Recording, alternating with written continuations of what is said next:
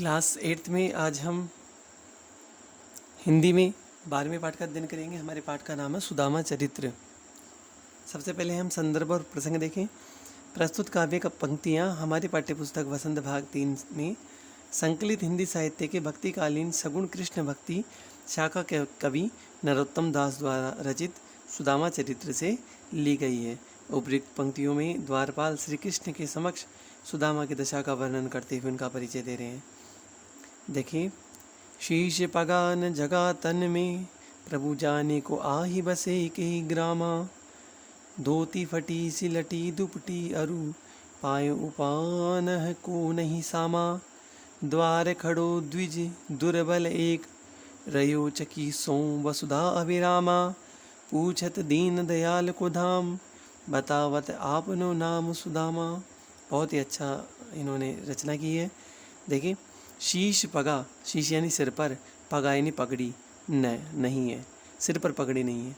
जगह तन में, जगह यानी कोई शरीर को ढकने के लिए कोई जगह नहीं है, दुपट्टा नहीं है, वस्त्र नहीं है, कुर्ता जिसे कह सकते हैं, शर्ट जिसे आज के शर्ट वगैरह होता है, टी शर्ट वगैरह होती है।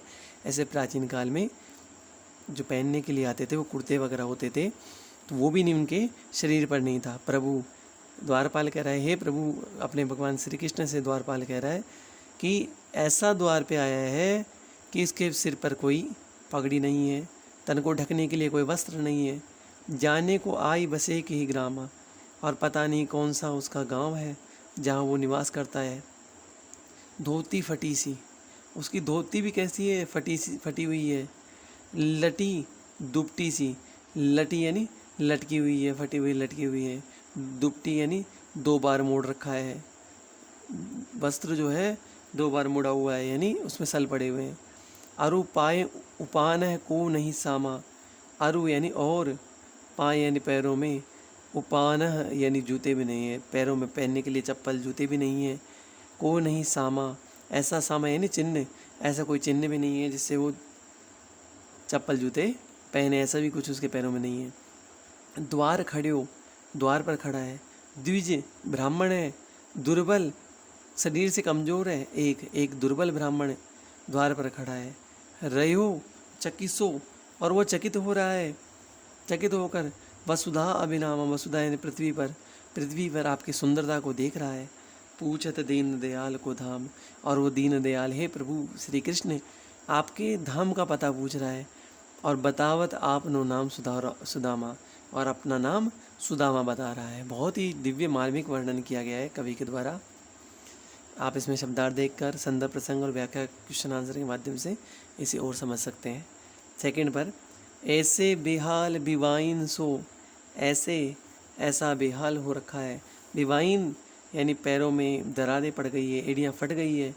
पग कंटक जाल लगे पुनि जोए, और पैरों में कांटे लग गए हैं, बहुत सारे कांटे लगे हैं, और उन्हें देखना भी बहुत मुश्किल हो गया है, और उनके पैरों में बहुत से कांटे चुभे हुए हैं।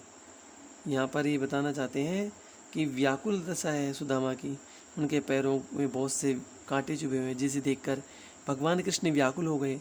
हाय महादुख पायो सखा तुम, भगवान कृष्ण अपनी वेदना व्यक्त कर रहे हैं। हाय महादुख, अत्यंत दुख पाया है सखा, सखा सुदामा से कहते हैं, हे सखा, हे सुदामा, तुमने बहुत दुख पाया है। आई इते न किते दिन खोए, अब आए हो और ये भी पता नहीं तुमने कितने दिन ऐसे गुजार दिए।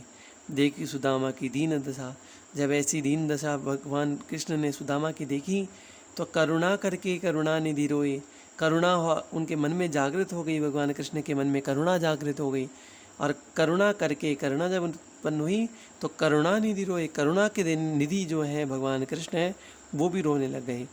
पानी परात को हाथ छुयो नहीं, और जो पानी परात से भरी हुई थी उसके हाथ भी नहीं लगाया, और नैनन के जल सो पग धोयो, और भगवान कृष्ण ने अपने नेत्रों के जल से ही उनके पैर धो दिए। अगला प्रसंग है, कछु भाभी हमको दियो तो तुम काहे न देत। भगवान कृष्ण सुदामा से कहते हैं, अगर कुछ भाभी ने, सुशीला भाभी ने हमारे लिए कुछ दिया है तो आप क्यों नहीं देते हैं। चापी पोटरी कांख में, चापी यानी दबाकर, पोटरी यानी पोटली को, कांख में यानी अपनी बगल में पोटली को दबा दिया। रहे कहो के ही हेतु, किस कारण से इसे दबा रहे हो। आगे चना गुरु मातु दये ते, पहले भी गुरु माता ने चने दिए थे। लए तुम चाबी हमें नहीं दीने, और तुमने चाब लिए थे और हमें नहीं दिए थे।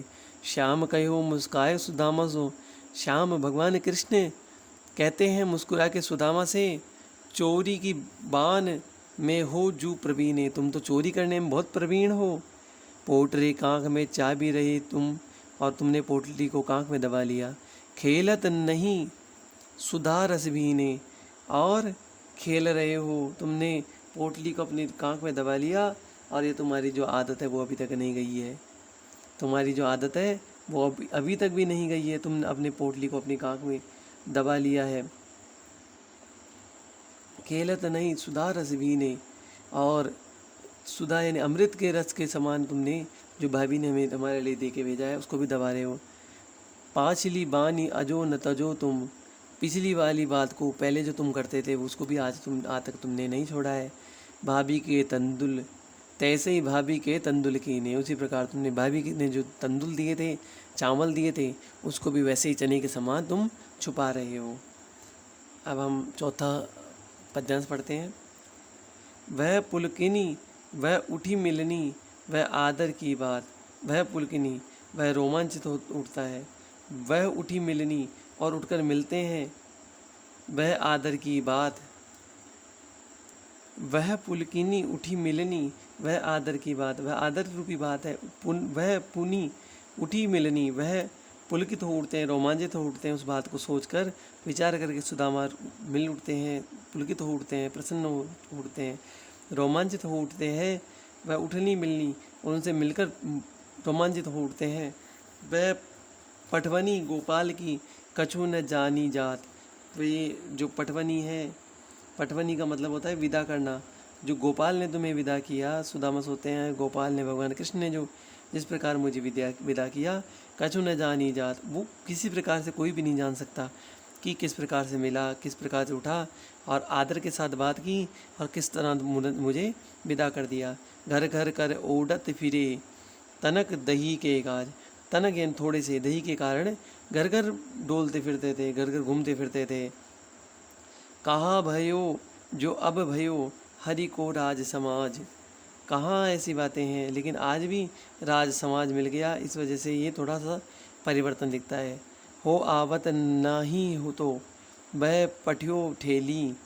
ऐसा नहीं है कि वो बातें उन्होंने भूल गई हो, छोटी सी बात के लिए वो मांग लेते थे, तो ऐसा नहीं है कि आज वो कुछ भी नहीं मांगे। तो भगवान कृष्ण की तो वही आदत है। हो आवत नाही हो तो, मैं तो आना ही नहीं चाहता था, वाही पठ्यो ठेली, और मेरी पत्नी ने ही मुझे ज़बरदस्ती भेज दिया। अब कहीं वो समझाए कि अब मैं उसे समझा कहूँगा, बहुत धन धरो सकेली। बहुत सा भगवान कृष्ण ने बहुत धन दौलत दी है, उसको संभाल के रखना अपने पास में। आगे देखें। बेसो ही राज समाज बने गजबाजी घने मन संभ्र छायो। यहाँ पर द्वारिका से खाली हाथ जब कृष्ण से नाराज सुदामा अपने गांव में जाते हैं तो आश्चर्यचकित रह जाते हैं। वैसे ही राज समाज बने, वैसा ही राज का समाज बन गया है, वैभव दिखाई देता है। बाजी घनी मन संभ्रम छायो, और मन के अंदर एक भ्रम सा छा गया। केंद्यो पर्यो कछु मार्ग भूली। ऐसा तो नहीं कि मैं अपना मार्ग भूल गया, कि फेरी के मैं अब द्वारका आयो, कि मैं वापस घूम फिर कर द्वारिका तो नहीं आ गया कहीं। भोन बिलो की बे को मन लोचत, सोचत ही सब गाँव मझायो। भूल कर मैं कहीं वापस अपने ही घर पर तो नहीं आ गया हूँ, देखने के लिए मन में लालच आ गया हो मेरे। सोचता हूँ कि मेरा गांव होगा, लेकिन कहीं मेरे मन में लालच तो नहीं आ गया है। पूछत पहाड़े फिरे सबसों, पर झोंपड़ी को कुछ खोज न पायो। सबसे पूछते फिरते हैं अपने गांव की झोपड़ी के बारे में, झोपड़ी खोजते फिरते हैं, लेकिन उनको झोपड़ी कहीं पर भी नहीं मिलती। अब आगे देखें। के वह टूटी सी छानी हती। यहाँ पर कवि नरोत्तम कहना चाहते हैं कि सुदामा की टूटी झोंपड़ी में जो दिन बिता रहे थे वे टूटी सी छानी हती। टूटी सी झोंपड़ी के अंदर दिन बिता रहे थे। कहाँ उनके सोने के लिए राजमहल की शोभायमान हो रहे हैं। है कंचन के अब धाम सुहावत। कंचन यानी सोने के धाम हो गए हैं, सोने के महल हो गए हैं। के पग में पनही के हती, हाथी के पग में, पग यानी पैर में, पनही हती। यहाँ पर कहना चाहते हैं कि पैरों में पहनने के लिए जूते नहीं थे, अब दरबार में गजराज लेकर आते हैं। गजराज ढावे महावत, का कहन गजराज हूँ ठाड़े महावत। महावत जो होता है हाथी को चलाने वाला महावत होता है, वो गजराज के ऊपर उनको लेकर आता है। भूमि कठोर पे रात कटे, कठोर भूमि पर उन्होंने रात बिताई थी, यानी उनके पास में बिछाने के लिए भी कुछ नहीं था, कठोर भूमि पर सोते थे। कह कोमल सेज पे नींद न आवत, और अब कहते हैं कोमल जो सेज है उस पर नींद नहीं आती है। ऐसा सुदामा कहते हैं कि मुझे नींद नहीं आती है। के जरूरतो नहीं को दो सवा, प्रभु के प्रताप ते दाख न भावत। यहाँ कहना चाहते हैं, सुदामा जी कहना चाहते हैं, पेट भरने के लिए मुश्किल से मोटा अन्न जुटा पाते थे, मोटा भोजन करते थे, हमारे पास खाने के लिए भी कुछ नहीं था, लेकिन वो अब अंगूर के फल जैसे सुदामा को बहुत अच्छे लगने लगते हैं, क्योंकि भगवान कृष्ण ने मित्रता का कर्तव्य निभाया और सुदामा की सहायता की। इस प्रकार कवि ने बहुत ही मार्मिक चित्रण किया है। हमारा पाठ कंप्लीट हुआ। अब हमारे पास में कुछ क्वेश्चन आंसर हैं, तो जैसे क्वेश्चन है इसका आंसर भी साथ के साथ दे रखा है। तो क्वेश्चन नंबर 1, 2 और ये तीसरा है। तीसरे में कुछ लाइनें हैं, इनकी व्याख्या यहाँ की गई है, इसका आंसर नीचे दे रखा है। फिर क्वेश्चन नंबर 4 और क्वेश्चन नंबर 4 का आंसर दे रखा है। फिर 5, 6, क्वेश्चन नंबर 6 तक आपको नोटबुक में गृहकार्य के रूप में करना है। फिर कविता से आगे ये कुछ प्रसंग है जिसको आप पढ़ के ज्ञान अधिक प्राप्त कर सकते हैं। अनुमान और कल्पना का क्वेश्चन है, उसको भी आपके केवल पढ़ने के लिए है। अब हम पढ़ते हैं भाषा की बात। पानी परात को हाथ छुओ नहीं, नैनन के जल सो पग धोए। इस पंक्ति को ध्यानपूर्वक पढ़िए। हमें इसमें बात को बहुत अधिक बढ़ा चढ़ाकर चित्रित किया गया है। जब किसी बात को इतना बढ़ा चढ़ाकर प्रस्तुत किया जाता है तो वहाँ अतिशयोक्ति अलंकार होता है। आप भी कविता में से एक अतिशयोक्ति अलंकार उदाहरण को छाँट कर लिखिए। कविता में अतिशयोक्ति अलंकार का उदाहरण है, के जुरुतो नहीं कोदो सवा, प्रभु के प्रताप ते दाख न भावत। बढ़ा चढ़ाकर वर्णन किया जाता है, वहाँ पर अतिशयोक्ति अलंकार होता है। फिर कुछ करने योग्य बातें हैं इसमें। आप ये एक नाटक संबंधित है, अगर आप चाहें तो कक्षा में या कहीं जो आपके वार्षिकोत्सव वगैरह होते हैं उसमें आप ये प्रसंग का नाटक भी आप मंचासीन कर सकते हैं।